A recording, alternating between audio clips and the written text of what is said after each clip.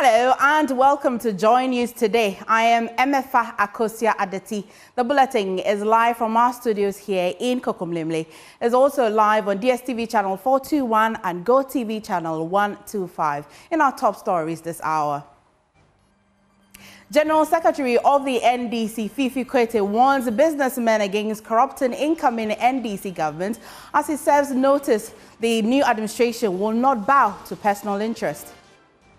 We just want to send a signal that anyone who believes that the only way I can make money is to defraud a country, is to cheat a country. Something that's supposed to cost 5, I make it 500 so that I can share maybe some of it with my political friend. That must go. That should not continue. Also, minority in parliament warns government against going ahead with plans to allow a private entity charge $5 for e-gate use, describing it as a create, loot and share arrangement. Why on earth would a whole airport cost $250 million to build? And you will be trying to get into an agreement with an entity to run an e-gate service for almost $147 million. We have details as the NDC threatened state officials involved that there will be consequences if they proceed. Also coming up, who leads the NPP caucus in Parliament in the next government? We'll hear from Joseph Osei-Wusu, a leading member of the new Patriotic Party who backs Afenyomakin amid fierce NPP front bench battle. So I would not support any request for a new person to be brought into the picture now. If you ask me, let Afenyomakin continue. We've got these plus business, sports, world news and showbiz in this bulletin. Do stay for details.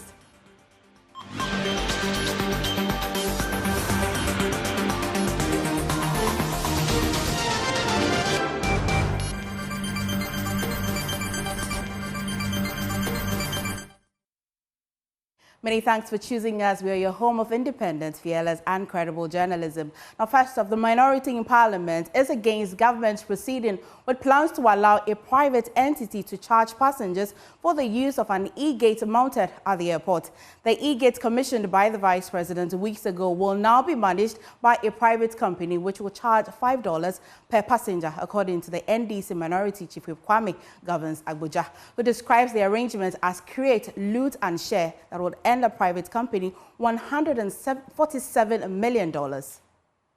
And as I speak to you, Ministry of Finance and Ghana Immigration Service are in a rush to activate this and allow a private entity to fleece the people of this country, because there's an opportunity to charge, according to them, $5 per passenger to take this money.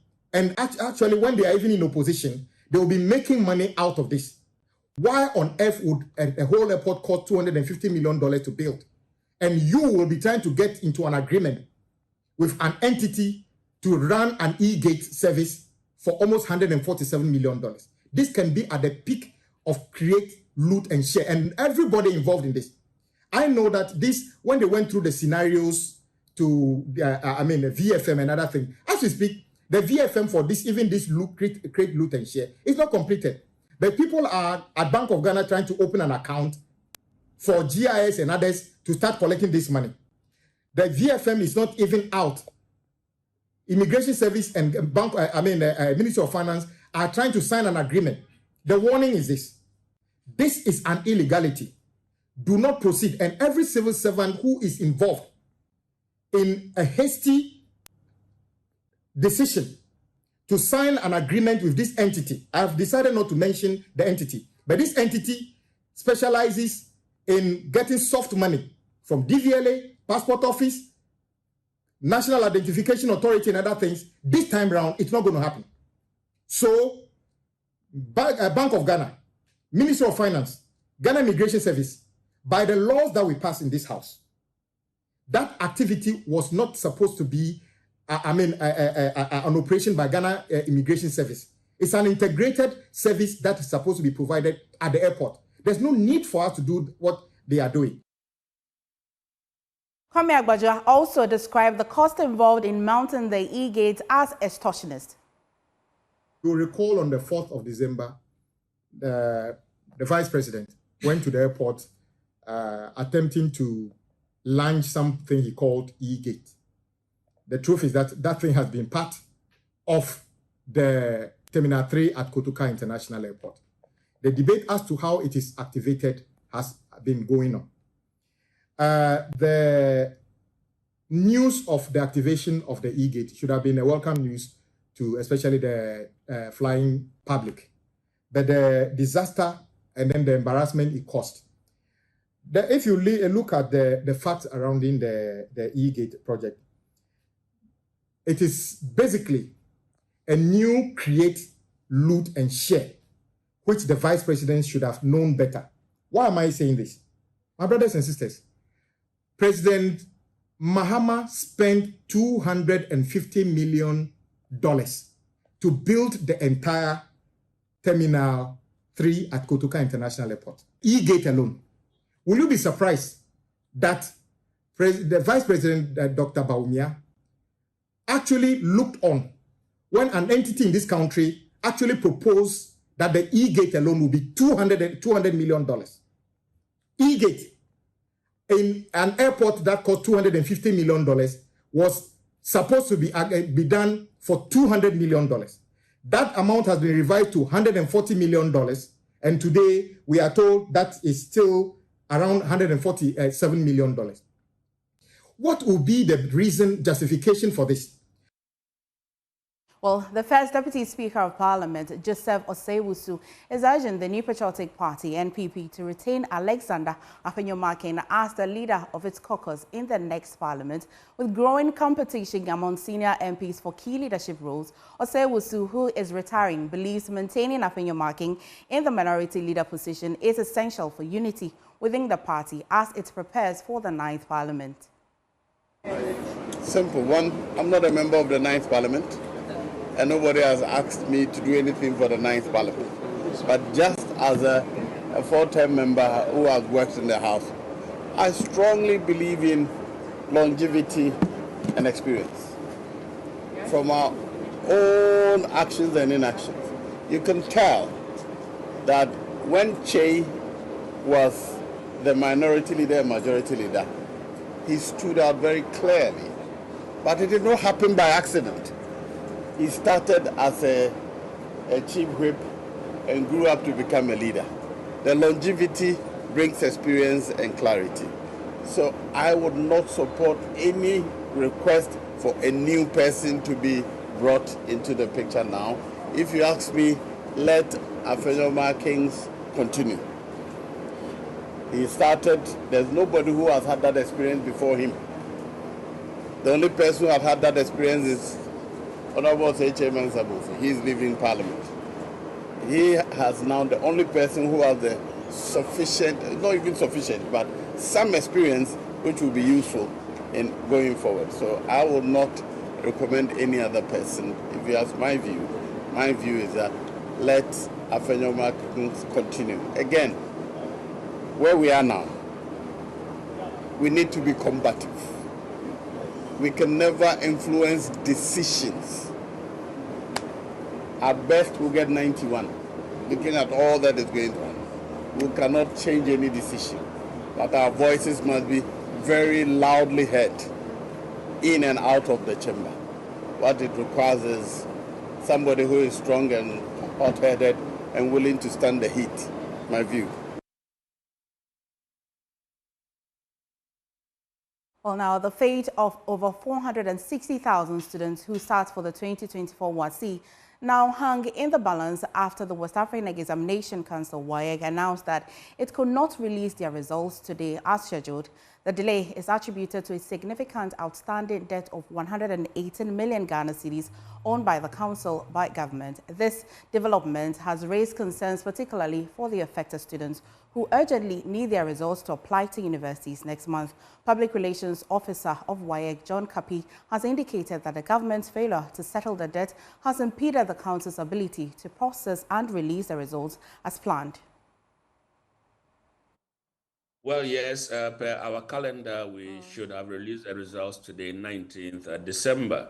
But with the challenges that we've put out there, it is not possible for us to release the results today because we have not finished with the processes. So currently, we have the scanners that are meant, scanning the objective answer cards that are broken down to be fixed so that we can continue with the scanning of the objective answer cards.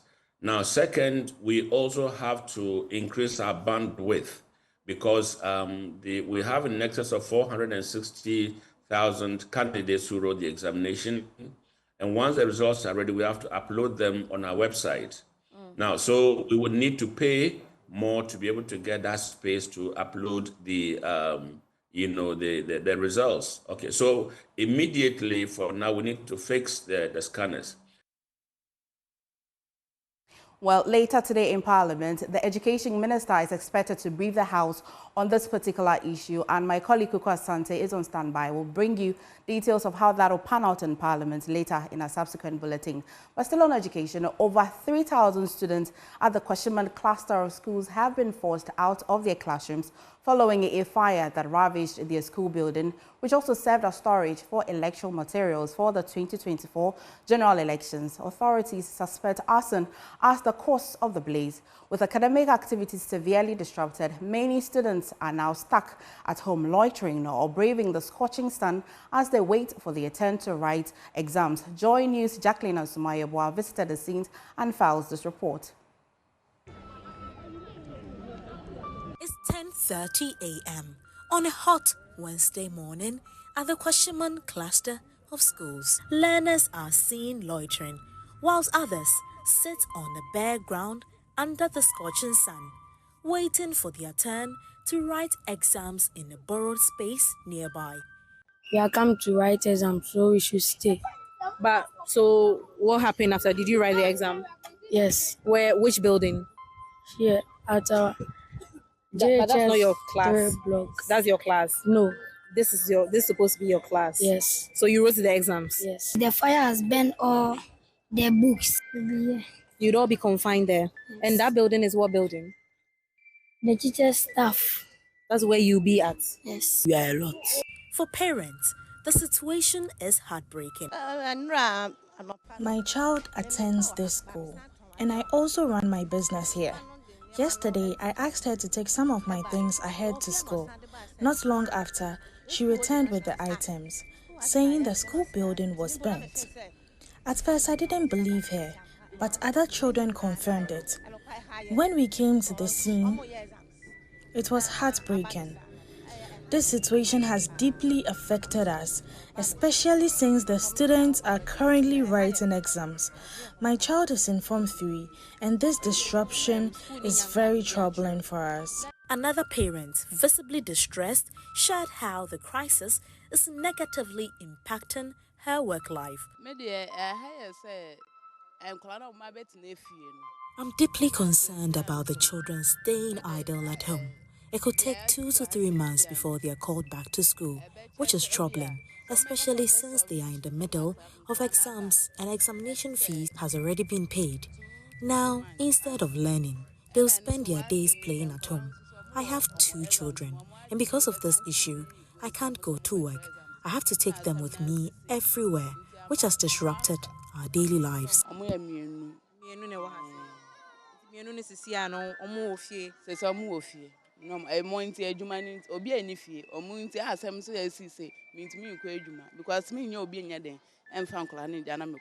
The education director for the Ablekuma North Municipality, Perry Ofori, painted a grim picture of the aftermath. That particular block, it contains one primary school at the ground floor.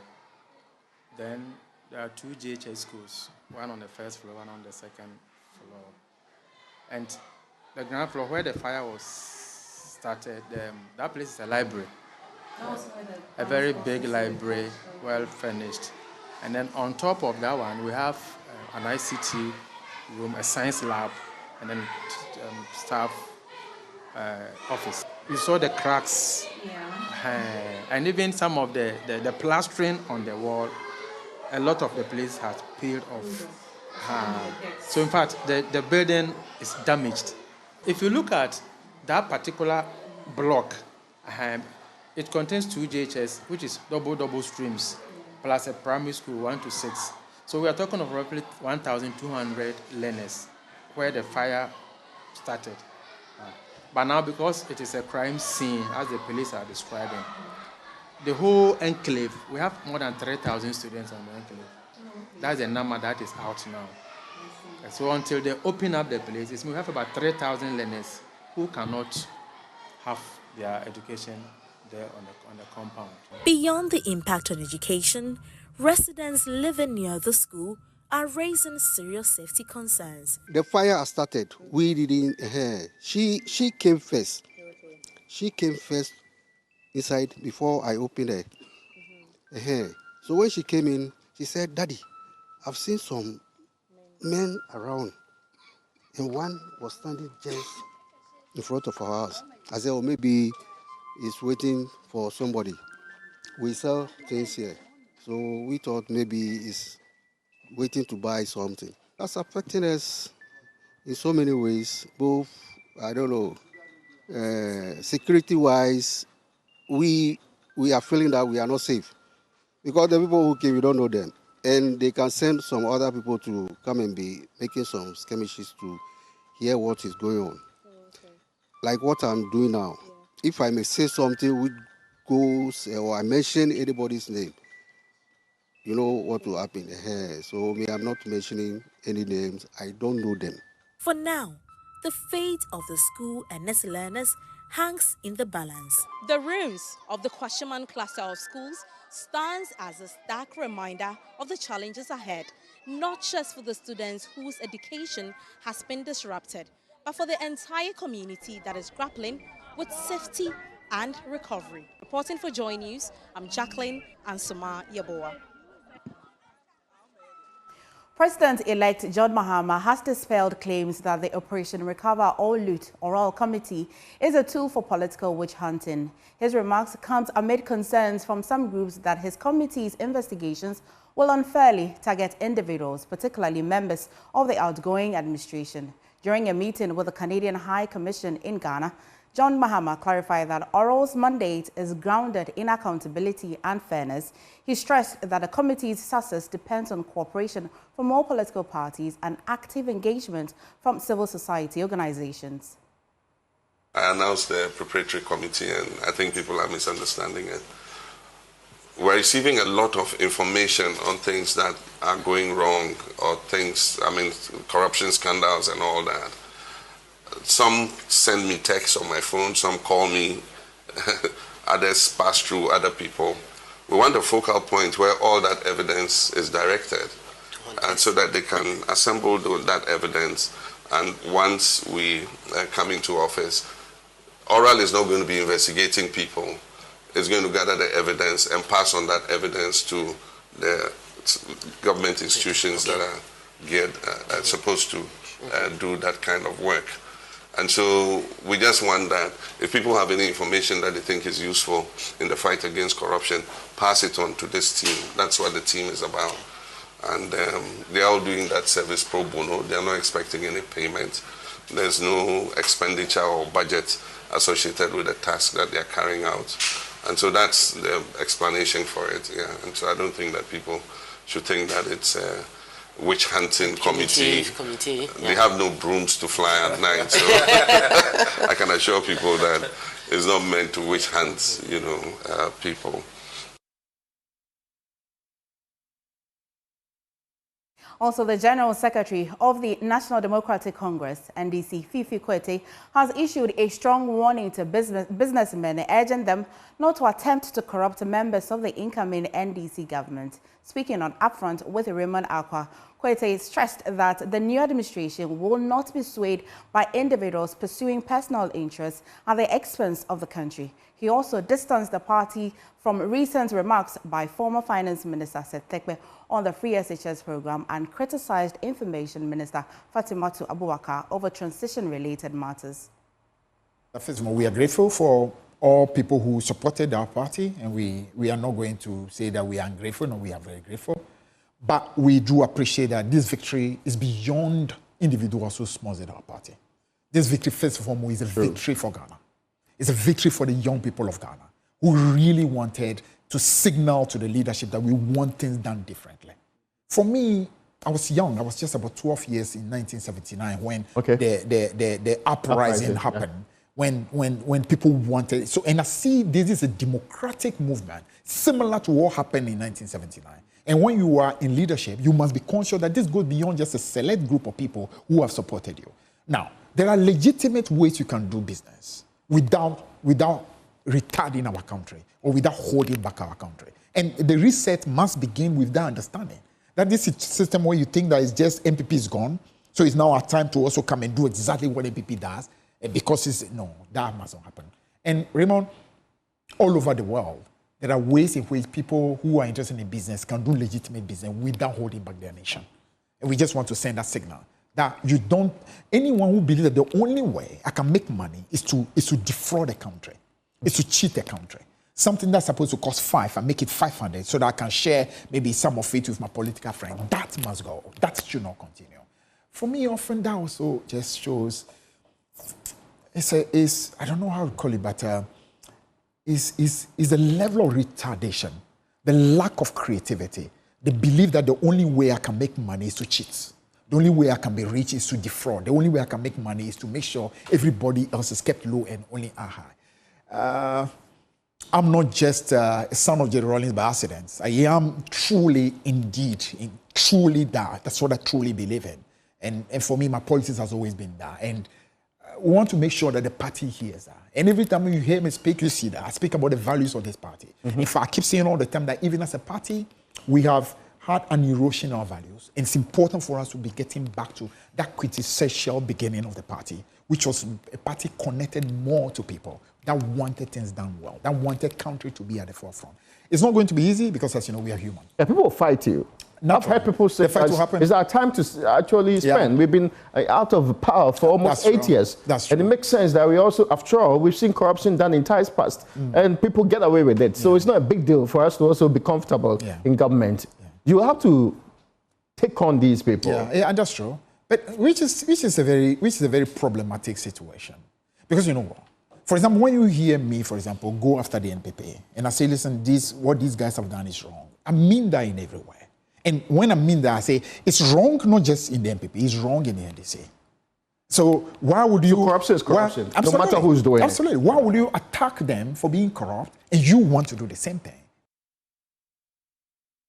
As a former energy minister and one-time NPP presidential flag bearer aspirant, Patriotic is calling for careful and deliberate reforms within the new Patriotic Party to restore its fortunes and unity. In a statement titled, Taking Our Party Back, Step 1, he cautioned against hasty decisions and urged the party to avoid centralizing power in a single individual, a mistake he says has harmed the party in the past. Here are excerpts of his statements on your screen. It says that the clarifying effects of elections 2024 are now manifesting themselves. There is now a clarion call for various actions and steps to be taken to rescue our party, the NPP. Some are demanding that we take our party back. Various suggestions are beginning to emerge on the types of reforms that our party must embark upon. All these are good ideas and are welcome. He goes on to say that, however, we must properly gather all of them together and arrange them to avoid a haphazard and an incoherent set of knee-jerk reactions. In response to a similar situation, albeit less humiliating, there arose a grand conspiracy in 2009 that seized the party under the guise of pursuing reforms and put in the hands of one man, creating a Caesar thereby. He says that the current clamor in my mind seeks to undo the effects of Caesar on the fortunes of our party. In so doing, we must proceed with care and diligence in our search for restoration and healing so that we do not end up repeating the mistakes of the past. For a start, we must ponder on the following central points that are engaging our minds. 1. We may have a clear idea as to who we're taking our party from, but we must be very sure of whose hands we seek to put the party. We must strive to avoid the situation where we repose total trust and confidence in one man who will seize the party and treat it as if it were his personal property, and the rest of us as minions to the thread underfoot. We must be absolutely clear as to what form of political organization we seek to model our reform on. We must ensure that our efforts this time around create a party of like-minded men and women in pursuit of building a nation for the benefits of all, rather than organization hijacked by a cabal of transfer public wealth into private pockets, or worse still, a cultic organization that in supine impotence bows to the whims and the caprices of an individual. It says, as these are the central issues that must seize our attention now. People who fought their history keep making the same mistakes and keep having a start over rather than being able to build upon the wisdom and the accomplishments of the past. That is the statement by a one-time NPP flag bearer, Aspirant. Now, moving on, the Electoral Commission addresses concerns about state of outstanding constituencies results over which the Commission has been dragged to court by the NDC and the NPP. The Electoral Commission is this afternoon addressing concerns over delayed collations of results of some 6 constituencies. Both the National Democratic Congress, NDC, and the New Patriotic Party have currently dragged the Commission to court, with the NPP praying an Accra High Court to compel the EC to collate and declare the results. Let's go live to the EC headquarters now, where my colleague James Aveji is standing by. James, give us updates. So has the press conference started, and what really are the parties seeking since they are already in court?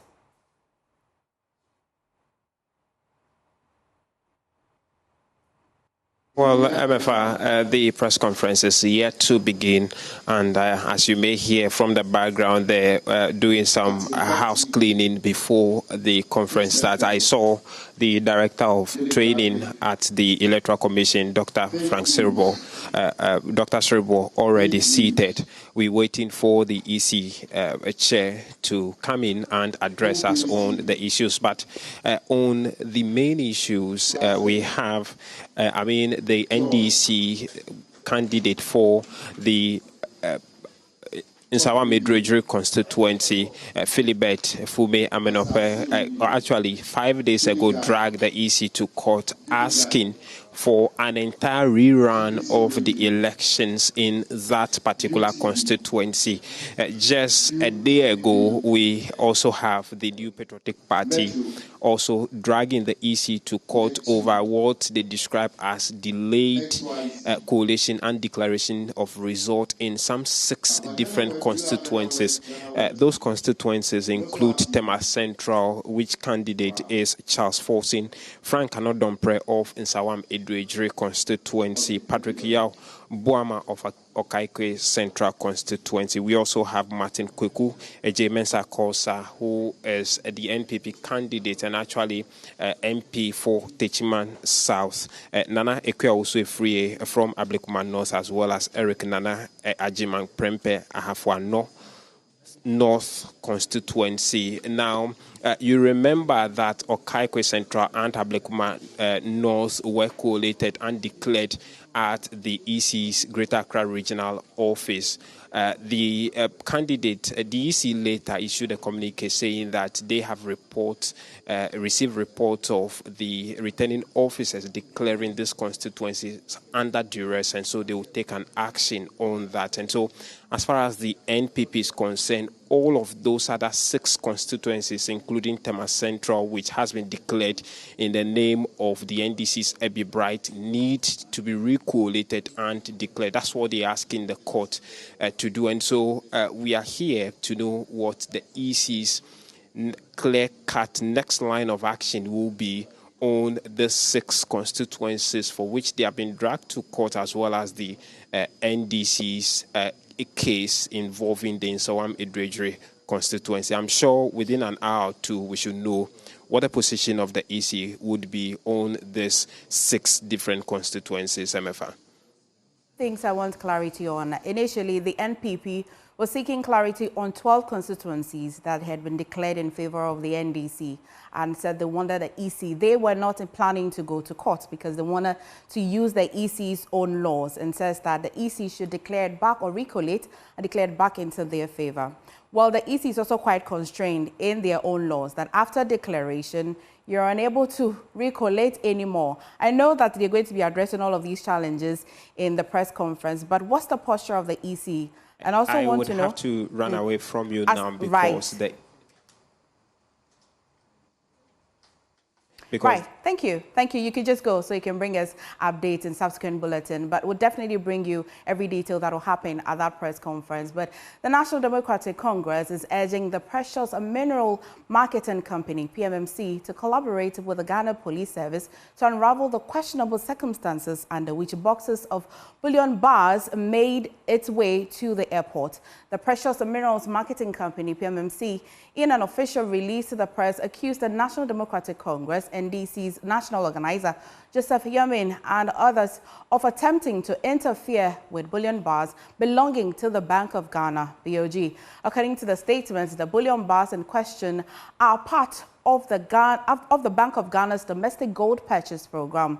Now, here are excerpts of the PMMC statements on your screen. Now, the Precious Minerals Marketing Company, which you know as PMMC, which is by law act as the national assayer, has noted with deep concern an incident that occurred at the National Assay Center located at the Aviance Cargo Terminal, where a mob led by a gentleman who identified himself as Mr. Joseph Yamin, the national organizer of the National Democratic Congress, NDC, forcefully attempted to seize bullion bars being processed by PMMC for the Central Bank of Ghana. The incident occurred on Tuesday, 17th December 2024, between the hours of 16 GMT, lasting till about 12 midnight. It continues to say that the bullion bars belong to the Bank of Ghana as part of the ongoing domestic gold purchase program, DGPP, which was launched as far as back as June 2021. The bullion bars were being assayed to confirm their weight, purity, and consequently value. It was during this that the process was disrupted by a mob led by Mr. Yamin, with an allegation that the said bullion bars were being smuggled secretly out of Ghana by certain political actors. This allegation is false. PMMC and the Bank of Ghana had to call the intervention of the police, and after several hours of standoff, it was agreed that the bullion bars be moved to the Greater Accra Regional Police Command for safekeeping until this morning, with the hope of a resolution to the issue.